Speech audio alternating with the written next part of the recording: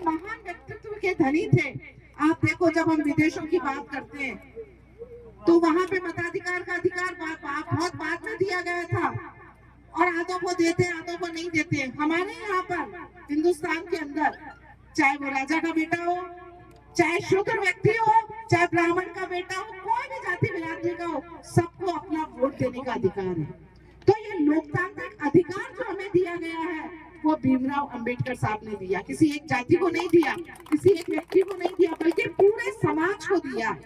समाज के अंदर जो ऊंच नीच जाति व्यवस्था का जो भेदभाव था उसको भी उन्होंने खत्म करने के अंदर अपना महत्वपूर्ण योगदान दिया कि समाज के वंचित वर्ग जो पीढ़ियों से वंचित रहे हैं उनको समाज की मुख्य धारा के अंदर जोड़ने के लिए, उनको आगे बढ़ाने के लिए कि वो लोग भी जो है समाज की मुख्य धारा में बैठे और हम लोग सब मिलकर एक जाजा पर बैठे और ऊंच नीच और जाति प्रथा का भेदभाव हम बंद करें। इसलिए उन्होंने उन लोगों के उत्थान के लिए भी कई सारे कार्य किए। मजदूरों के लिए उन्होंने कार्य किए कि हमारे मजदूर लोग जो 12-12 घंटे तक, उस समय जब भारत आजाद हुआ ही था, उससे पहले की बात है, उस समय मजदूरों का शोषण किया जाता था, 20-20 घंटे उनसे काम करवाया जाता था। तो मजदूरों को शोषण से मुक्ति दिलाने के लिए ट्रेड यूनियन एक्ट बनाया उन्होंने, फैक्ट्री एक्ट बनाया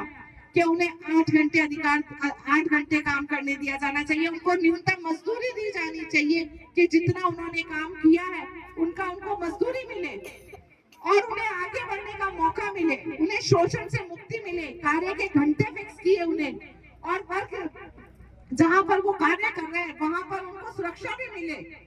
वहां पर उनके अधिकार मिले उनको, जहां वो कार्य कर रहे हैं मजदूरों को। तो वो सारे अधिकार जो दिए गए थे वो अंबेडकर साहब की देन थी। हमारी महिलाओं को आगे बढ़ाने में, हमारी महिलाओं को जो है मुख्य धारा के अंदर सम्मिलित करने के अंदर, महिलाओं के सम्मान की रक्षा करने के लिए जब वो प्रथम कानून मंत्री बने हिंदुस्तान के अंदर 1952 के अंदर, तो उन्होंने हिंदू कोड बिल पेश किया गया, स्पेशल मैरिज एक्ट लागू किया गया, उत्तराधिकार अधिनियम लागू किया गया। आज जितने भी कानून है, जब भी हम आपस में लड़ाई होती है, जो छोटी मोटी बात होती है कि सब कोर्ट चला था, तहसीलदार साहब का चला, एसडीओ का जाना, ये सारे अधिकार किसने दिए हैं? वो अधिकार जो है हमें आदरणीय हमारे भीमराव अंबेडकर जी द्वारा प्रदत्त जो संविधान था, भारत के संविधान के द्वारा हमें ये अधिकार दिया गया है कि कोई भी व्यक्ति यदि हमारे अधिकारों पर अतिक्रमण करता है तो हम उसके लिए कानून का दरवाजा खटखटा देते हैं। ये किसी एक जाति के नहीं है, ये सभी समाज के लिए है। और आज यहाँ पर जिस तरह सभी समाज के व्यक्ति यहाँ पर एकत्रित होकर ऐसे महान व्यक्तित्व को हम लोग उनके चरणों में उनकी जयंती के उपलक्ष्य, तो मेरा आप सब लोगों से यही कहना है,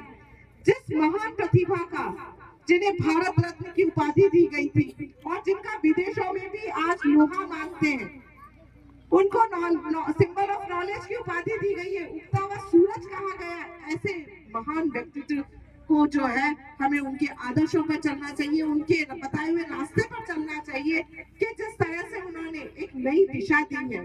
भारत को एक नई युग की शुरुआत हुई थी आजाद भारत के बाद। जब भारत आजाद हुआ उस समय जब उन्होंने कानून लिखा